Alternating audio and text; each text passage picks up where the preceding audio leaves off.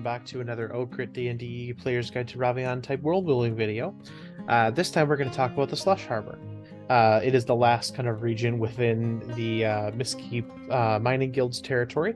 It makes up the majority of this kind of coastline, this northern coastline here, kind of northwest depending, but it ends up being kind of one of the colder coastlines as compared to the other side, which is the boiling shore. This is an extremely frigid region. So the Slush Harbor is the southwest coastline region for the Mistkeep Mining Guild. It's driven by the influence of the ice-cut sea that splits the Mistkeep Mining Guild from the Remont Empire. The Slush Harbor's coastline does not benefit from the geoactive heat that the boiling shore on the east does. Instead, it feels the grip of winter chill each day. So, basically, if I jump back into the map here, this is the ice-cut sea, this kind of northern arc here between the Horsehead Peninsula and the Mistkeep. This ice-cut sea is chilled on a fairly regular basis with currents that flow outwards, warming up as they go, but cold until they get to the main section of the Sapphire Seas. From this, it means that there isn't really anything to warm them up other than any geoactive activity that on this side is further, down underground. It's deeper, so it doesn't have a chance to warm up. So it's cold, glacial water that continues to make any settlement along this coastline colder and colder. So, the Slush Harbor region is a relatively limited region in terms of population, with many of the village communities that live here not even appearing on the map. The people of the Slush Harbor tend to live along the coastline as fishing villages or shipping villages that produce the majority of seafood for the Mistkeep in general. The creatures of the Slush Harbor are typically seasonal migratory creatures that spend much of their time within the region thriving beneath the sea ice and along the icy gravel beaches, only traveling southwards to the southern Sapphire Seas to breed. So, just to highlight this and put it in a little bit better perspective, this is a region that is almost permanently cold. It is, even during the summer, fairly cold and chilly from influence from that sea current. That means that there are very few things that even thrive here. So picture people trying to live along the coast.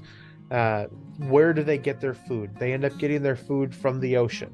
What does that mean? That means that they're standing out on the gravel beaches or on ice floes, fishing and trying to get things through the ice. So they'll be hunting for fish, they'll be hunting for seals, they'll be hunting for anything that they can kind of get their hands on. They're not going to be able to do much in the way of agriculture, relying on a supply chain of those resources over time, and exporting whatever they can from their seafaring ways. But I also highlighted that they are a shipping group. A lot of these kind of groups rely on trade very heavily, and so people have developed kind of these armored ships that they call icebreaker ships or ice crackers. They end up kind of breaking through whatever sea ice that there is with an armored bow to the ship, and the hull itself being somewhat armored helps with anything else along those lines. Typically these ships are maintained by a crew of people that have to be, in some extent, magical practitioners. Could be through faith or it could be through druidic magics, but they end up being primarily helmed by people that actually have some sort of a magical power to end up heating up these plates. They've actually built a way that they can keep the ice from freezing around them by making a dual layer of this metal armor, which makes the ships extremely heavy, and so they end up being a lot larger to compensate for that weight. There's a dual layer, one that's cool metal and one that on the outside is a layer of metal that is heats up very easily and is able to be doesn't necessarily transfer as much heat.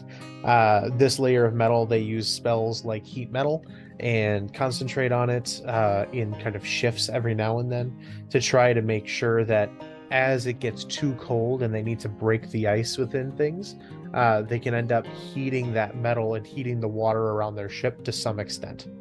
That has made it possible for them to break their way out of that northern ice-cut sea and perform actual trade. So any good captain has a number of people that can, at the very least, cast that kind of a spell, which means that this is an extremely niche means of trade and transportation. So those captains that do exist, that have one of these icecracker ships, it is a major investment. They have only maybe 5 or 6 across this entire coastline that are capable of doing this in some way or another. Uh, and on top of that, the crew is an extremely valuable crew. And so working on one of these icecracker ships, while extremely dangerous, can be extremely lucrative. It can end up paying for quite a bit of a very valuable wage. But at the same time, it's extremely dangerous, so you may not come back. There are things that live beneath the ice that are extremely dangerous, and there are things that live beneath the ice that are not. But you kind of have to break your way back out of that northern ice cut sea to even get through there. So the creatures of this area are primarily, if you were going to think about it in terms of the real world, some penguins, and some seals, and some polar bears type creatures. Owl bears do end up kind of frequenting the region every now and then, but there is just not much else in terms of other kind of creatures. It's fairly cold on a regular basis. So that is actually kind of all the notes for the Slush Harbor. But we actually have one of our characters within the campaign, Serenity, that is from one of the settlements along the Slush Harbor kind of region. So that way it'll give her a little bit more insight on the region, and you have a little bit more insight on potential backstory details. So thank you all for watching. Remember, of course, be good to one another, and I will see you all in the next video. Bye.